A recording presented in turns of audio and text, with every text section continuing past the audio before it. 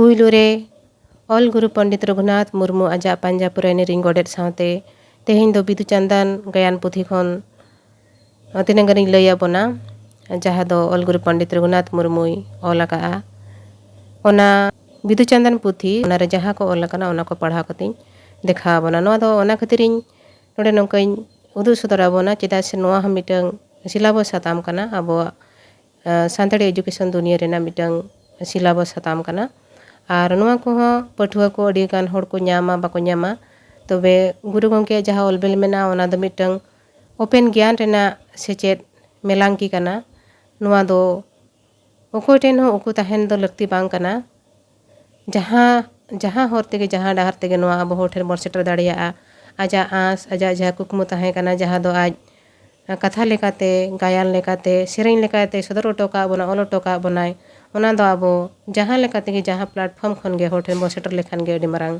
कथा कना ओना दिशा कते गे तेहेñ नि सिलाबस साताम लेकाते बिदु चांदान गायन पुथी नोडिñ लय सदरा बोना देला एनखा ओना गेबोन नेला बिदु चांदान पोतोब रेना तेहेñ दो जोखेज मिद आर जोखेज बार जोखेज बोन नेला और एतोहब रे दो उनको कैरेक्टर्स को से एक्टर्स को जहाँ को ᱧᱩᱛᱩᱢ नोडे मेना ओना पुइलु बोन नेला जहाँ लेका नोडे ऑल आकाना सेदाय नोआ जोहरिन होड़ को चैगाड़ पाहटा रिन चैगाड़ मिटंग टोठा ताहे कना ओना रिन होड़ को ᱧᱩᱛᱩᱢ चे ताहे कना ओना हा नोडे गुरु गंके जहाँ लेका ऑल कते सदर का बनाय कोड़ा को को ताहे कना माझी जितरई कोड़ा होड़ गोडेत हिकिम हाड़ाम ᱧᱚᱜ होड़ माझी गुती गुमद कोड़ा होड़ अतु कोड़ा बणजू चुनकू कोरो डोमान गुपी गिद्र अनप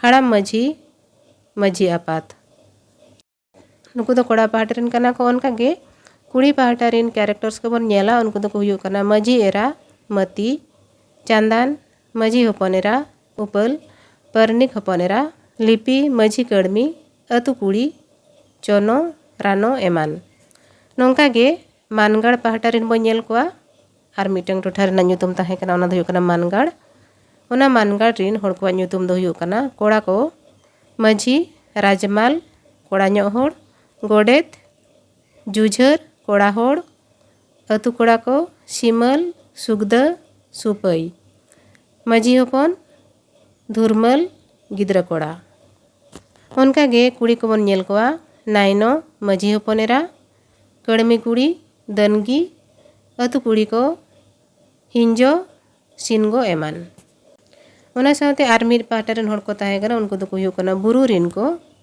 कोड़ा को बिदु बोंगा कोंका कोड़ा ᱧᱚᱜ होड़ कालियान बिदु बकोते नागा हाड़ाम बीर रे ताहेलेन होड़ आर कुड़ी को दो को हुयु कना नागा बुढ़ी बीर रे ताहेलेन होड़ धिगिज नागा हाड़ाम होपनेरा आर मिटन कथा नोडे गुरु गंके बाड़ाय जोंग लेकाते ऑल आका जे बिदु चांदान कालियान धिगिज नोआ ᱧᱩᱛᱩᱢ को दो सेदाय ᱧᱩᱛᱩᱢ गे आर कोवा ᱧᱩᱛᱩᱢ दो खेल लगिते आयमान ᱧᱟᱢ आकाना इने तायम आर मिद साटा रे बन नेला ओना दो हुयु कना एनेज कोवा एनेज एहोब माड़ांग रिया नेहर राहा नेहर बिनती जोहार जोहार शेरमा बोंगा जोहार जोहार जाहेर बोंगा नेहर तिंदे नातांग दाराम पे शेरमा संगिñ रे एनेज किन जोहार बिदु चांदान तिकिन आचका गेकिन गिडिया उनकिना आहला अइकवते उनकिन ठेन गोड़ो लगिते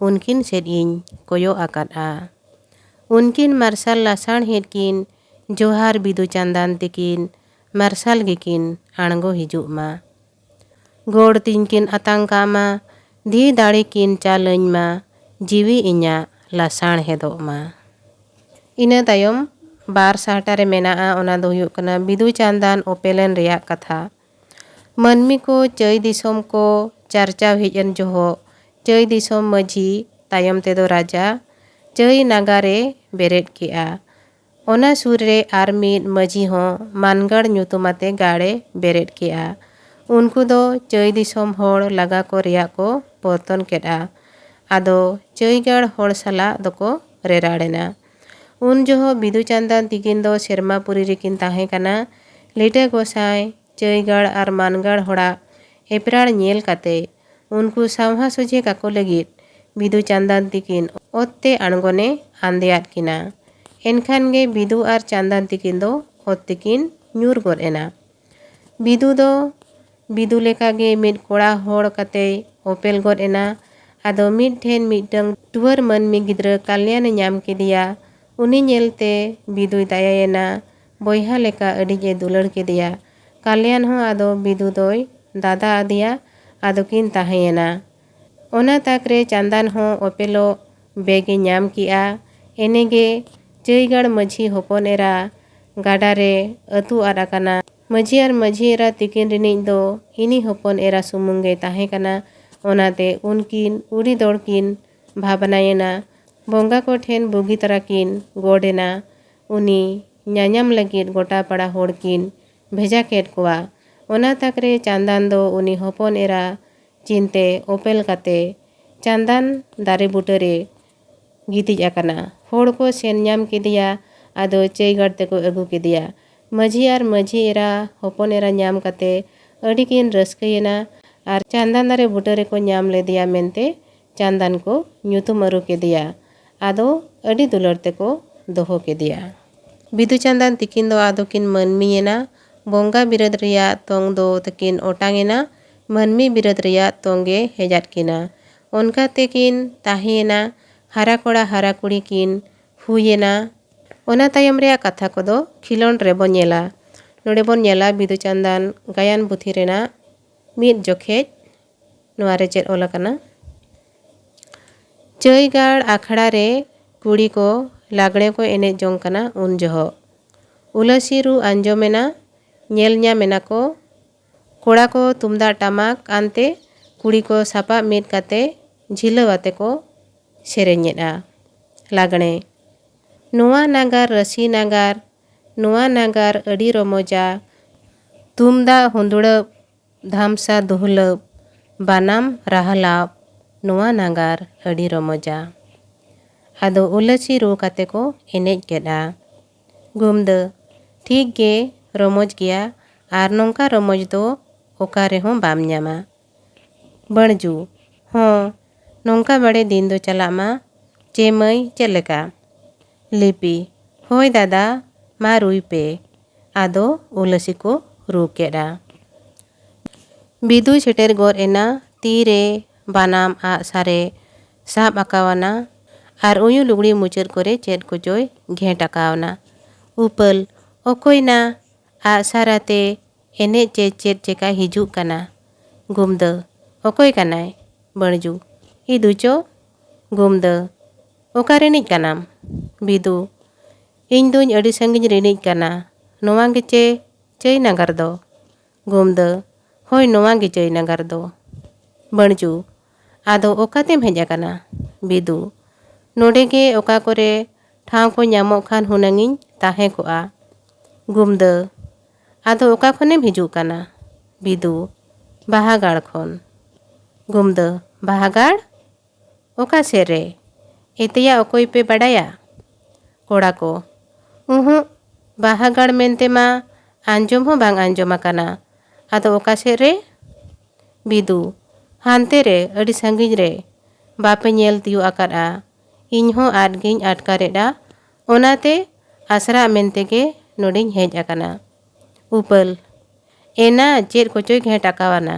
लिपि एतेना पासेज कोंकाई। गुमद नोआ कोदो चेद कोम घेट आकावाना। बिदु नोआ कोदो सापाब काना आबो लगिद गे। बणजू बिदु नेल अचुर काते पासेज कोंका बोंगा कोम साब आकाद कोआ। बिदु कोंका बोंगा कोदो बांगा। गोडेत हेज गोद काते चेदा पे थीर एनाया मा रुई पे। बणजू इया गोडेत नुई ओका रिनिज चोय हेज आकाना नोडे ताहेने मेनेदा। कोंकाज लेका होय नेलोग काना। ओना गेले कुली कान तेले थीर ᱧᱚᱜ गोद आकाना। गोडेत बिदु सेद कोयग थीर काते हें नुई गिया बिदु कोंका नुई दो बेस होड़ दोय बांग काना। दुदु नुई दो हानते पारम काये पे। गुमद दु ᱧᱤᱨ जोंग में दुदु आदो बिदुई ढाका गोद कादिया। बिदु सेनों जोहो बाबा चेदा पे लगाइन कना इन दो आपे बुगी लगित गिन रिका कना। गोडेत हों दू आम दो हानते रे रिका जोंग में आले दो नोडे एनेज ओचोआले में बिदु नीरेना चेलिया अंजम के दिया पे। कोड़ा को होएगे गोडेत नुई दो सरी कोंका गे। गोडेत हों मा रुई पे जमक सहिज रुई पे आपे माया रू हो तापे फेचांग फेचांग एनेज हो तापे इनका गे सोझे सोझे। कुमद माया मा गोडेत मी धाव तुमदा एमाय बिन। चुनकू ने गोडेत आम परी गोडेत तुमदा ए चलाय कना। गोडेत बांगा मासी इनकरे हो गानों कान गे दो। चुनकू बांगा नेंगो लेम। कुड़ी को मा गोडेत गो गोद में एनांग खो तिंगु तिंगु तेले जड़ाव चाबायना मा सेदाया मिधाव एहोब लेम। गोडेत हों एनखान तुमदा गो कते उलसी रुरू कते मा सेरेñ गोद पे। चुनकू हों सेरेñाले अंजम पे कुड़ी को एनांगा जोड़ते आदो को सेरेñ गोद केदा। लागणे नोआ जीवन रसी जीवन नोआ जीवन आदो बाम न्यामा एने जोंग में सेरेñ जोंग में रस्के जोंग में नोआ जीवन आदो बाम न्यामा। कुड़ी को सेरेñ को तेला गोद कादा कोड़ा को कोल कुली गोद कादा। गोडेत बांगा कुड़ी को लासेर गया। चुनकू गोडेत नुको आबो ठेन रिन कुड़ी इनकन कुड़ी दो को बांग काना एनते एने सेरेñ रे दो बिंठी लेका को लासेरा। कुड़ी को हो या दीम जहाँ लेका गेले लासेर रू ओचुआ किन में। चुनकू ओनका लोगन हों हों मा रुई बिन। कुड़ी को लोगन साया काना। गोडेत उलसी रुगोद कते एनेज रुई एहब केदा। कुड़ी को सेरेñ आते को एनेज केदा। नियतेम दो बनेला बार जोखेज बुरु चोटरे बाहागाड़ रे बिदुई दुड़ुब अकाना उन जोहो। बिदु आदो चेल लेकारे दिसोम तलारिñ ताहेना इñमा जोतो गे कोंकाज मेंते को मेता दिñा ओकोय हों बुगी होड़ मेंते मा बाको पतियो अदिñा। हाय इñ बापुड़ुज जहाँ लेकातिñ हारायेना मेनखान चेन हों बइन गान लेना। पोता में राग किया इñमा कमी सनेñा होड़ को तलारे ताहेन सनेñा मेनखान चेल लेकातिñ ताहेना। होड़ को हुनंग इñ को पतियो वइन खान जहाँ रे जहाना कमी तना को अजुकिñा इñो हुनंग इñ कमी अकवा आर होड़ को तलारिñ ताहे गोआ मेनखान इñमा आको सुर रे हों बाको ताहे ओचुवइन कना कोंकाज मेंते को लगाइñ कना। आदो चेर इñ चिकया ओका सेदो अñ कयूं रे राग गोद किया। बांगा नोडे गे नोआ बुरु चोट रे नोआ रोमोज बाहागाड़ रेगे लिटा उमुल रिñ ताहे कोआ। मारा ए राग किया मेनखान नोंका साड़ा सतिñ काते हों आदो तीना इñ ताहे कोआ। बकोñ कालियान हों ओकार चुñ आद बगिया दिया उनी हों इñ बांगते तीना चोय आंदा तावागो कना ओका कोरे चोय न्याñam बा अड़ा कना। कयूं रे राग किया दिसम तिñ आणगोन गया होड़ को आलो को बुगियñ मा चेन हों आलो को एमñ मा इनका तेगे ओना कोरे गिñ अचूर बाड़ाया।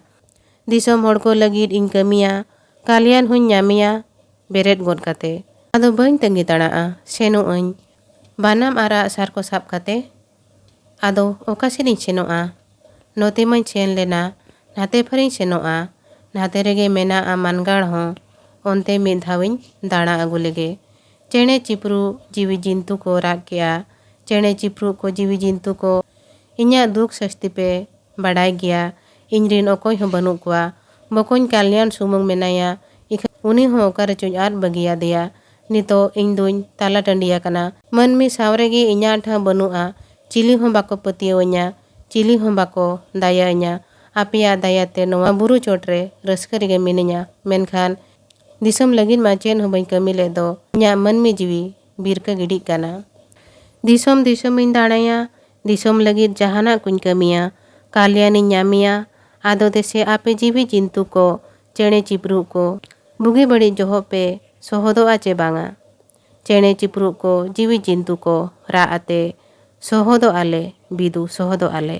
बिदु ओह नुना दाया जीवी जिंतु को चेणे चिपरू को इñ बापुड़ुज लगिद आपिया नुना दाया थुमान पे जीवी जिंतु को थुमान पे चेणे चिपरू को लिटा आपे दो बुगी रे बाड़े दोहो कापे मा। जोहार लिटा जोहार आमा दया तेगे जोतोवा हेनाआ आमा थुम तेगे जोतोवा बुगिआ दया को में जोतो के बुगी बाड़े दोहो काको में और इन बपुड़ुज हो बुगी होरते बाड़े इदीन में। आदोय लाड़ावेना चेणे चिपरू को जीवी जिंतु को राग गोद आदिया। मा एनखान तेहेñ दो नोआ बिदुचांदन गायन पुथी रेना जोखेज बार से बार जोखेज धबित तेहेñ लैयत बोना निया दायम आरहों दाराय वीडियो रे पे जोखेज खन बोन नेला। मा एनखान तेहेñ दो निनंगे जहां को पे नेल के ताबोना अंजम के ताबोना सनम को गडी अडी सारहाव आर जोहार।